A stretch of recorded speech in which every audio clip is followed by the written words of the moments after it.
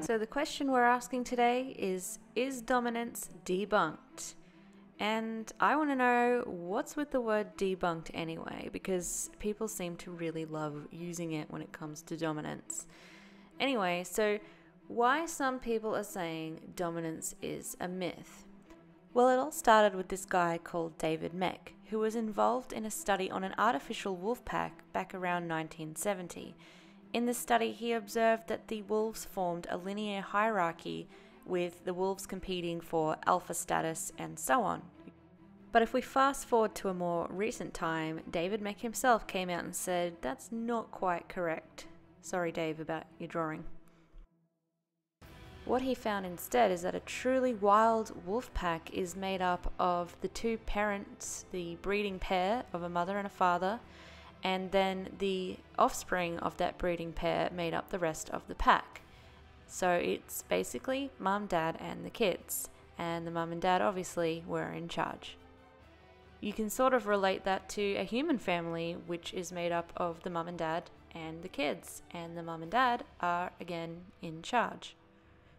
However, David Mech said when you're talking about an artificial wolf pack or other canine pack, they do actually form a more linear hierarchy order. If you're wondering if dogs have a hierarchy, you need to ask, is your dog in a wild pack or is your dog in an artificial pack? And who's in charge and why? Now, the dictionary definition of dominance is power or influence over others. So basically, the person in charge or in control between a relationship of two beings, and usually it involves a resource. Just because one dog has more control in a given situation, it doesn't mean that they have to use excessive violence to get that control. With one valued resource and two dogs, the dog that gets it has been the dominant dog in that situation, and the dog that backs down is the submissive dog in that situation. Dominance is a natural part of life, just like when you go to work for a boss, they're usually the dominant one in the relationship as they control your pay. However, that doesn't mean that you go to work and get beaten into submission every day, or at least it shouldn't. So assuming you control your dog's access to all its resources, like its bedding, food, and shelter, then who do you think is being dominant in that situation? Now, oftentimes between dogs, dominance can be maintained by simply a glance or a sideways look, but there are absolutely times that canines will give a physical correction to keep things in order as well. When it comes to you and your dogs, it's important to make sure that there are still rules and boundaries and that your dog understands what they are. One problem is that dominance is blamed for many things that it is not the cause of.